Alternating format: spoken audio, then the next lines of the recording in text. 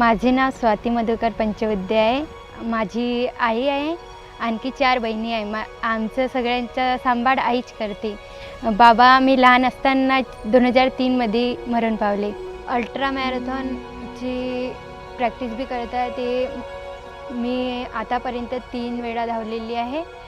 आता 4थ्यांदा धावणार आहे। ते मला 4 तासमध्ये पूर्ण करायचे आहे।